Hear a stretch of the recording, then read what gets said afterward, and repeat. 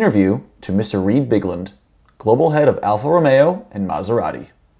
Alfa Romeo's celebrity in the United States started with a young Dustin Hoffman driving a Duetto 1750, which has become so popular that in the US it is known as a Duetto graduate. To what extent is that Alfa Romeo still present in America's imagination? I think it's certainly out there. In fact, just 10 days ago, I had a banker in Los Angeles, a fellow named Mike Pines, tell me he drove a Alfa Romeo graduate. And I just heard it 10 days ago. But notwithstanding Mike Pines, I think to a certain extent, there's not that many Americans that are aware of the Duetto back from 1967, unless they're an absolute car buff or really a movie buff. And I say that because if you think about it, that was 50 years ago today.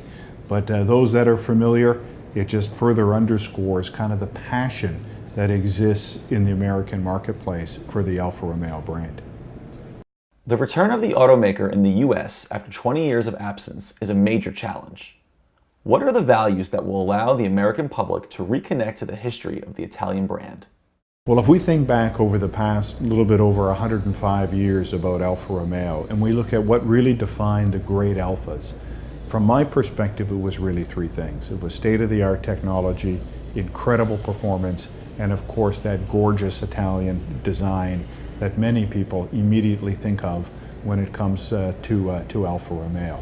And I think when we reestablish this brand now, 20 years after its absence, we really need to stay true to what those great Alfa Romeos were known for and really take it upon ourselves to educate the American people that that's what the great Alfas were known for. And the other thing is very much putting the driver at the center as an integral part of the vehicle.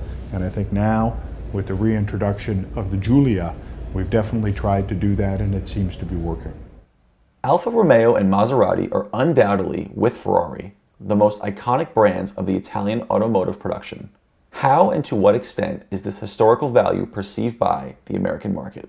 I think Americans generally sense that there's something special about Alfa Romeo, Maserati, and Ferrari, but I don't think a lot of Americans really know why those brands are so special. And that's why when it comes to Alfa Romeo, arguably the heart and soul of the automotive industry, it is incumbent upon us now to really educate the American people as to why, again, in particular, the Alfa Romeo brand is so legendary. A major protagonist of 2017 will certainly be Alfa Romeo Giulia. How has it been presented to and accepted by American drivers?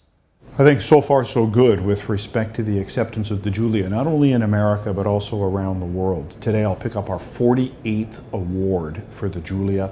It has won a number of head-to-head performance competitions put on by Motor Trend, Road and Track, a number of the most prestigious automobile magazines in the United States. So sales as well are beginning, just beginning here in the US. The turn rate is incredibly quick. Even though the Giulia has only been in the market for a few months, so far so good. And the passion towards the Giulia and the interest around the Giulia is truly off the chart. Giulia is the expression of made in Italy's refined taste and perfectly embodies the renewal of the brand while remaining true to its tradition. How is it possible to combine these two inclinations that are seemingly so far apart? The Giulia really is a clean sheet of paper from a design perspective for Alfa Romeo. And we knew we only have that one chance to make that positive first impression. So if you think about the Giulia, we started from an all-new platform, all-new chassis, all-new engines, led by two senior managers from Ferrari. And what we have been able to deliver with the Giulia is a vehicle that is the greatest of what Alfa Romeo has ever stood for from a performance, a technology, and a style perspective. So that's really what we've been after with the Giulia, and that's what I think we're in the process of establishing not only in America, but also around the world. What makes the Giulia the right car to break the brand back into the US market in volume? It's certainly the quality of it. And at Alfa Romeo, we're not looking to necessarily set any sales records in our first few years. We need to be true to the DNA of Alfa and what the great Alfa stood for, and the Giulia definitely does that. So I think if we can stay true to what the great Alfas were known for, the sales will have a tendency to take care of itself. And as I previously mentioned, the Giulia is a great ambassador for for the Alfa Romeo brand here in 2017. The American market historically prefers SUVs and crossovers, especially in the premium sector. In which way does the brand intend to work towards the future expansion of its range? Well, there's no question that the American consumer, and to a large extent even the Chinese consumer, are moving more and more towards SUVs and away from passenger vehicles.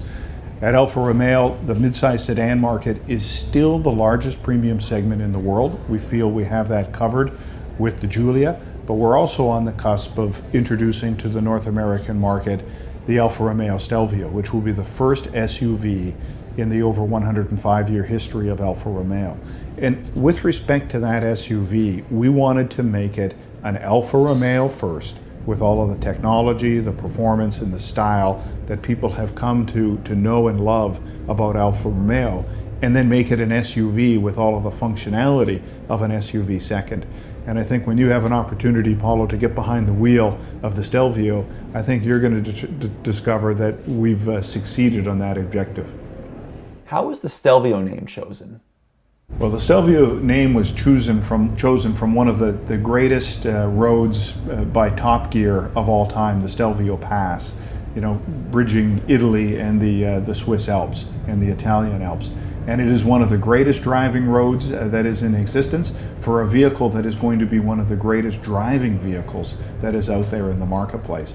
And we haven't yet taken the Stelvio to the Nürburgring like we did on the Giulia, which is the fastest four-door production sedan in the world around the ring at 7 minutes and 32 seconds.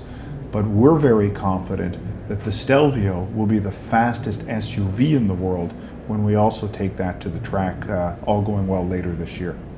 Why will the Stelvio appeal to U.S. customers? Well, U.S. consumers are looking for more functionality out of their vehicles, and that functionality is generally delivered in an SUV. And when I talk about that functionality, it's a larger trunk space, a roomier cabin, and then all of the functionality that you would get associated with all-wheel drive. So American consumers seem to be, really gravitating towards SUVs. We see that in the growth of those segments, and now Alfa will be able to deliver. How will the Stelvio set itself apart from the premium midsize SUVs in its segment? Well, certainly a differentiator for Alfa Romeo is in its performance characteristics, not only in the Giulia sedan, but that'll also be evident in the SUV. The driving dynamics of the Stelvio will be truly unmatched in the premium performance segment, and that'll be backed up by, I think, 0 to 60 times, as well as times around the Nürburgring. What type of brand is Alfa Romeo looking to evolve into in the US? A more boutique-like manufacturer like Porsche, or something more mainstream? Well, I think definitely not mainstream. Alfa Romeo is positioned as a premium import brand in the United States and will be forever positioned as a premium performance brand in the US. And as far as sales volumes go, that's a little bit of secondary. We need to be true to the DNA of what the great Alfas were. Again, the great technology, performance, and Italian style. And we'll worry a little bit about the sales later. But if we can stay true to that, I'm very confident that the sales will take care of themselves. How is Alfa Romeo going to establish itself in the competitive landscape, and how will it be different from the typical luxury sedan and midsize SUV? Aside from the performance characteristics of Alfa, it's really a desire to make the driver an integral part of the machine, where the driver's senses are engaged with Alfa Romeo on a regular and consistent basis. At Alfa Romeo, we haven't set out just to provide basic transportation. If somebody's looking for basic transportation, a Toyota Corolla is going to do just fine. At Alfa Romeo, we're looking to have the driver engaged. They're mentally engaged, physically engaged, the mind and the soul. And that at Alfa Romeo is really what we're looking to do, and I think we've done it with the Giulia as well as the Stelvio. Only those who have a great past can face future challenges. How important is it for Alfa Romeo to continue to narrate a deeply Italian history also, and especially abroad. Well, I completely agree with that statement. The past of Alfa Romeo is truly great. And part of our challenge here in rolling out the brand again in the U.S. market is to educate U.S. consumers about that legendary past of Alfa Romeo. From 1923 and Enzo Ferrari and Ugo Savacci and the development of the Quadrifoglio badge, getting into the late 50s and the 158 Alfetta, early 50s, and the first Formula One World Championship, and then into the 60s where we started our conversation with vehicles like the Duetta, aka the Graduate, the 1967 Giulia GTV, and one of the greatest Alfas of all time from my perspective, the Tipo 33 Stradale, which is just a remarkable machine. And I think when consumers understand that rich past of Alfa Romeo, they're going to be even more attracted to the brand and I believe our future products.